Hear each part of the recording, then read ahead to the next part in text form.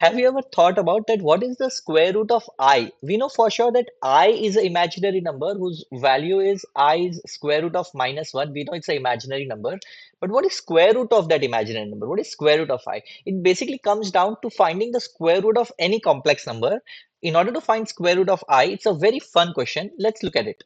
In order to find square root of I, we know for sure that square root of I is going to be a complex number. And complex number we know is represented in the form a plus ib. We know that complex numbers are represented in the form a plus ib, where a is real number and b is real number.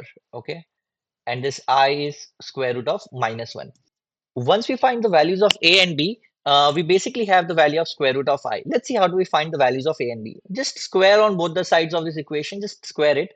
So we have root I square is equal to a plus ib the whole square. Okay, now it's basic algebra. We'll just apply the formula of a plus b the whole square, and this square root of I square is nothing but I. Okay, and this a plus b the whole square is a square plus 2 times of a into ib plus ib the whole square. We'll just apply the formula of a plus b the whole square. Therefore we have I is equal to a square plus 2abi plus I square b square. We know I square, since I is square root of -1. If we square on both the sides, we know I square is -1. Therefore, this I square is -1. All right, we know that.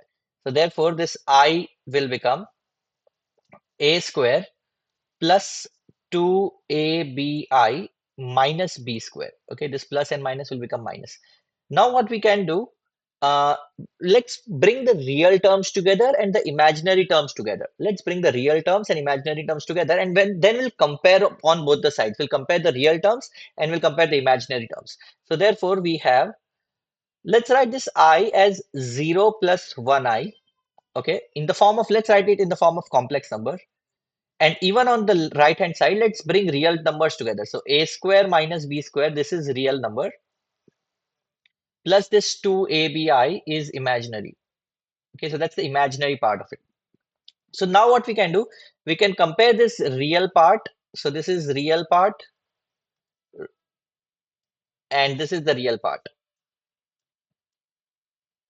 Okay, and this is one is imaginary part and this is imaginary part. Okay, this is imaginary, this is imaginary.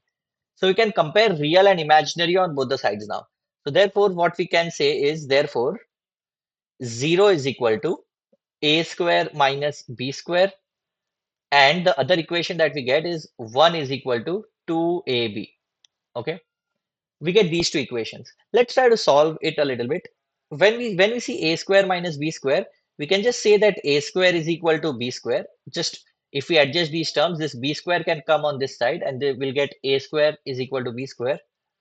Therefore, if you take square root on both the sides, remember, whenever you take a square root on both the sides, we introduce a plus and minus. Okay, we introduce a plus and minus. So a can be either plus b or minus b. Okay, so that's the logic. That's the equation one that we get. That's the equation one that we get. So that a can be plus b or a can be minus b.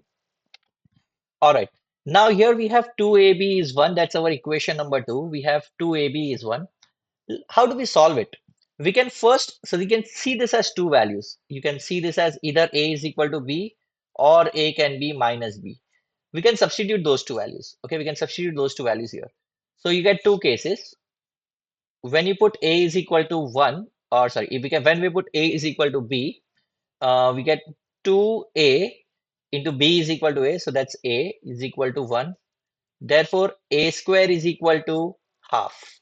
Therefore, this a and a will become a square, and this 2 can be, we can divide by 2. So we get a square is equal to half. So therefore, we get a is equal to plus or minus 1 over square root of 2. That's the value of a that we get. Plus or minus, because we are taking a square root, we introduce plus minus. Square root of 1 is 1. Square root of 2 is root 2. Okay. So those are the two values of a that we get. Let's put a is equal to minus b now. So let's put a is equal to minus b, and let's see what do we get. In this case, we will get 2a, and instead of b, we can just write minus a. okay, is equal to 1. You can either write a is equal to minus b or b is equal to minus a. It's the same thing, okay? So therefore we get minus 2a square is equal to 1. Minus 2a square is equal to 1. Therefore, if you divide by minus 2, if you divide by minus 2 on both the sides, you get a square is equal to minus half. Divide by minus 2 on both the sides and you get a square is minus half. Remember, remember, we wrote here that a and b are real numbers. Okay, when we see here, a is a real number. Square of a real number can never be negative. Okay, here square of a real number can never be. The square is coming out to be negative. Is Can that happen? Is this really possible? No, it's not possible because square of a real number is never negative. So what we have to do is we can discard this case. We can discard this case because square cannot be a negative number. Okay, so thus we have this two values of a. We have either a is 1 upon root 2 or other situation we have is minus 1 upon root 2. Then what is b? We know a is minus b. So therefore b is just the opposite sign. If a is 1 upon root 2, b will be minus 1 upon root 2 in the first case. And in the second case, we will have plus 1 upon root 2 because b is just the opposite sign of a. All right. Therefore, our complex number that we have is, which is square root of I. We know this was a plus ib. Now we can just plug in the values of a and b here. Therefore, square root of I is a. Just put the first value of a first. So 1 upon root 2 plus ib. I into minus 1 upon root 2. So that's the first value that we have. Or we can have square root of I. If you plug in the second value, second set of values, either you put the first set of values or the second set of values, there are two possible values of square root of I. Okay, we get 1 over square root of minus 1 over square root of 2a plus I into 1 over square root of 2. So these are two possible values of square root of I. Just let us simplify this to make it look a little cleaner. So therefore we have square root of I is, let's take 1 upon square root of 2 factor. So let's factor out 1 upon square root of 2 from here. And we have 1 minus I. Here we have 1 minus I. This plus and minus is going to become minus. Or we have square root of I is equal to, now in this case, let us factor minus 1 upon root 2. Let us common or factor minus 1 upon root 2. So if you factor out minus 1 upon root 2, you will be left with 1 minus I. Okay, because this negative 1 will become plus 1. And since you are factoring out a negative, this will become a negative. So basically what you have is, therefore, either it is 1 upon root 2 1 minus I or minus 1 upon root 2 1 minus I. So therefore square root of I is equal to plus or minus.